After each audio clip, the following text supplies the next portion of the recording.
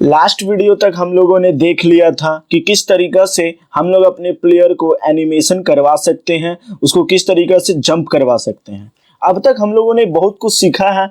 आप उम्मीद है ट्राई कर रहे होंगे खुद से यूनिटी पर गेम डाउनलोड करके, बेसिकली इस यूनिटी इंजन को डाउनलोड करके। तो आज की इस वीडियो में क्या है, इस वीडियो में मैं आपको बताने वाला हूं जैसे मैं इसको अपने गेम को रन करता हूं तो जितना बार मैं स्पेस बार प्रेस करता हूं उतना बार हमारा प्लेयर ऊपर जाता है। ठीक है, देख सकते हो उतना बार ये ऊपर जा रहा है, जो कि काफी ज्यादा अनरियलिस्टिक लग रहा है। और मैं चाहता हूं कि एक बार यदि मैं इस स्पेस बार पर क्लिक करूं तो वो सिंपली एक बार ही जंप करे, ज्यादा बार जंप ना करे। तो ये आप कैसे कर सकते हैं? इसको करने के लिए आपको एक इंपॉर्टेंट कॉन्सेप्ट समझना होगा जिसको हम लोग कहते हैं टचिंग लेयर के कॉन्सेप्ट। तो ये टचिंग लेयर के कॉन्सेप्ट आप कैसे कर सकते हैं, इसको सीखने के लिए आपको इस वीडियो को पूरा एंड तक देखना है। तो सबसे पहले आप इस प्लेटफॉर्म टाइल मैप पर जाइए। यहां पर जाने के बाद ऐड लेयर पर जाइए। जैसे आप ऐड लेयर पर जाते हैं तो यहां आप किसी भी जगह में एक लेयर अटैच कर दीजिए और उसका नाम ग्राउंड रखिए, या फिर आप कुछ भी रख सकते हैं। ग्राउंड मैं इसलिए कह रहा हूं क्योंकि ग्राउंड को टच करके जंप करने वाला है। ठीक है, इतना करने के बाद आप इसका नाम याद रखिएगा कि आपने इसका नाम ग्राउंड रखा है। ठीक है, इसके बाद आपको कुछ नहीं करना है, आपने आधा काम कर लिया है। अब आपको यहाँ पे इस लेयर को ग्राउंड से, प्लेयर को नहीं, प्लेयर को डिफॉल्ट में ही रहने दीजिए।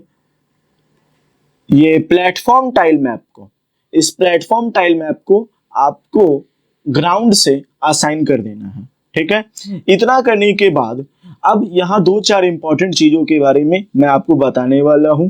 जैसे एडिट पर जाने के बाद प्रोजेक्ट सेटिंग पर जाता हूं, फिर फिजिक्स 2D पर मैं यदि जाता हूं तो यहाँ आप देखेंगे एक मैट्रिक्स। ये मैट्रिक्स क्या बताता है ये जानना आपके लिए जरूरी है। यह मैट्रिक्स बताता है कि चीजें किन किन चीजों से टकराने वाली हैं, कोलाइड करने वाली हैं। यदि आपके कभी कोलिजन में प्रॉब्लम हो जाए तो इस मैट्रिक्स को आकर के एक बार देख लीजिए। यहां पर शायद आपने किसी चीजों को चेक मार्क कर दिया है, या जिसको चेक मार्क नहीं करना था उसको चेक मार्क कर दिया है। तो ये चीज आप यहां पर देख लीजिए। कुछ कुछ चीजें अनचेक छूट जाती हैं तो भी समस्या हो जाती है। तो उसके बाद एक और इंपॉर्टेंट कॉन्सेप्ट बताना है मुझे, जिसका नाम है मेन कैमरा। यहां पर आप देखेंगे कलिंग मार्क्स। ये क्या कहता है? जैसे मैं यहां पर नथिंग पर क्लिक करता हूं तो ये देखिए ये किसी भी चीज को कैप्चर नहीं कर रहा है। वहीं मैं एवरीथिंग पर क्लिक करूं तो ये सभी चीजों को कैप्चर करेगा। यानी कि आपके गेम सीन में किन किन चीजों को व्यू करवाना है ये मेन कैमरा के कलिंग मास्क से डिसाइड होता है। कभी कभी आप अपने कुछ खास तरीका का गेम में देखे होंगे कि आपको किसी एक स्पेसिफिक चीजों को ही टारगेट करना होता है, जैसे कार को, प्लेयर को। तो उस स्थिति में कलिंग मास्क का कॉन्सेप्ट इंपॉर्टेंट हो जाता है। इतना जानने के बाद आप दो चार आपको प्रोग्रामिंग के लाइंस लिखने हैं जिसका यूज करके आपको पता चलेगा कि किस तरीका से आपको इस टचिंग लेयर के कॉन्सेप्ट को यूज करना है। मैंने वैसे तो आपको ये टचिंग लेयर के कॉन्सेप्ट को समझा दिया है, लेकिन यहाँ पर यूनिटी के डॉक्यूमेंट पर जाने के बाद आपको थोड़ा सा समझना है collider 2D is touching layers के बारे में। देखिए इसको डिक्लेयर कैसे किया जाता है, public Boolean is touching layers और अंदर में लेयर मास्क और जो भी आपका लेयर का नाम है। ठीक है, यहां पर ये क्या रिटर्न करेगा, किसी भी तरीका के लेयर को टच करने के बाद वो डिसाइड करेगा कि जंप करना है या नहीं करना है, कोलिजन करना है या नहीं करना है, किन लेयर्स को देख करके आपको कोलिजन प्रोवाइड करना है। ये चीज layer mask dot gate mask की मदद से होता है। उम्मीद है आपको समझ में आया होगा। यदि नहीं समझ में आया है तो चलिए मैं आपको प्रोग्रामिंग की दो तीन लाइन बता देता हूं जिसका यूज करके आपको पूरे अच्छे तरीके से समझ में आने वाला है। देखिए आपको सिंपल स्क्रिप्ट पर जाना है। स्क्रिप्ट पर जाने के बाद यहाँ स्क्रिप्ट पर जाना है। स्क्रिप्ट पर जाने के बाद आपको क्या करना है, एक रेफरेंस क्रिएट करना है। ठीक है, रेफरेंस इन द सेंस कि आपको किसके साथ ये टचिंग लेयर का कॉन्सेप्ट ऐड करना है। तो यहाँ मैं रेफरेंस के लिए कोई भी नाम ले लेता हूँ, कोई भी नाम नहीं, कैप्सूल कोलाइडर नाम रहता है फिजिक्स में, आपको मालूम है यूनिटी के। तो कैप्सूल कोलाइडर 2D के नाम से मैं रेफरेंस क्रिएट कर लूंगा और इसका नाम मैं दे दूंगा माई कैप्सूल कोलाइडर। ठीक है, आप कुछ भी दे सकते, कोई प्रॉब्लम वाली बात नहीं है।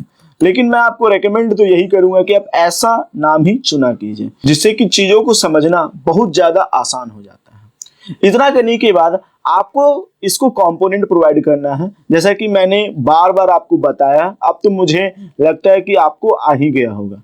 यहाँ पर बस नेम चेंज कर लीजिए, जैसे माई कैप्सूल कोलाइडर, ठीक है, माई कैप्सूल कोलाइडर। और यहाँ पर कौन सा कंपोनेंट प्रोवाइड करना है आपको वो देना होता है। तो यहाँ पर मैं लिख देता हूँ कैप्सूल कोलाइडर 2D, ठीक है।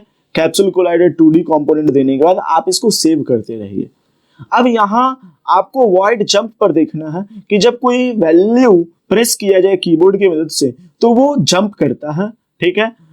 ये आपको देखना है। जैसे एक्स एक्सिस में 0 यानी वो एक्स एक्सिस में तो जंप करेगा नहीं, और वाई एक्सिस में जंप स्पीड, जिसको हम लोगों ने पहले ऊपर वाले सीरियलाइज फील्ड से असाइन करना सीखा था, ठीक है। यहाँ पर तो अब यहाँ पर क्या है, अब यहाँ पर ये है कि यदि हमारा बॉडी कैप्सूल कोलाइडर को ना टच करे, ठीक है, कैप्सूल कोलाइडर को ना टच करे, तो फिर उसको क्या करना है, जंपिंग रोक देना है। बस इतना प्रोग्रामिंग करना है आपको। तो इसके लिए इफ का वापस से यूज करना है, और एक्सक्लेमेशन मार्क यूज होता है नहीं के लिए आपको मालूम होगा। My capsule collider dot is touching layer, I capital, dot is touching layer, ठीक है, इज टचिंग लेयर्स। उसके बाद आपको क्या करना है, लेयर मास्क का यूज करना है। लेयर, अभी थोड़ा देर पहले मैंने आपको बताया लेयर मास्क का कॉन्सेप्ट के बारे में।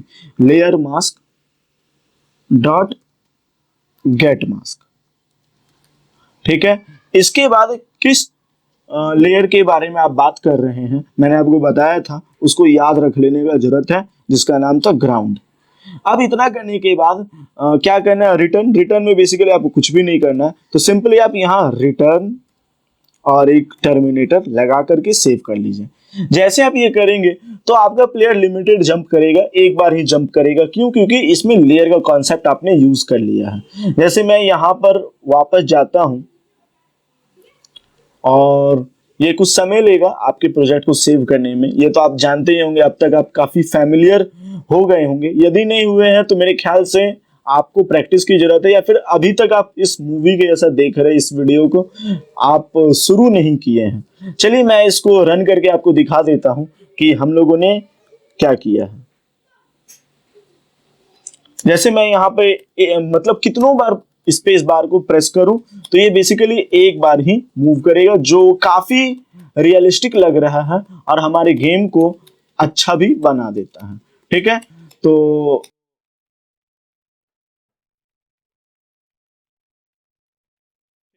अब ये मेरे ख्याल से अब डिपेंड करता है कि आप गेम को कितना अच्छा से खेल सकते हैं। आमतौर पर गेम की ऐसे ही सेटिंग रखनी चाहिए। तो उम्मीद है आपको ये वीडियो अच्छा लगा होगा। यदि ऐसा है तो आप सब्सक्राइब कीजिए, आप वीडियो को पूरा एंड तक देखिए। और क्यों नहीं, मेरे ख्याल से लोग एजुकेटेड कंटेंट को देखते हैं, एजुकेशनल कंटेंट को देखते हैं, मुझे समझ में नहीं आता है। इतने सारे मैंने वीडियोस क्रिएट करके रखा है, एक से एक बढ़िया, पता नहीं लोग क्यों नहीं देखते हैं। तो वीडियो को पूरा एंड तक देखा कीजिए। आई होप आपको समझ में आया होगा इस वीडियो के बारे में। तो आज के लिए बस इतना ही। चैनल पर नए हैं तो सब्सक्राइब कीजिए, नए ही होंगे, मेरे वीडियोस नए लोग ही ज्यादातर देखते हैं, और या तो देखते ही नहीं है। तो उम्मीद है आपको ये वीडियो अच्छा लगा होगा। Thanks for watching this video.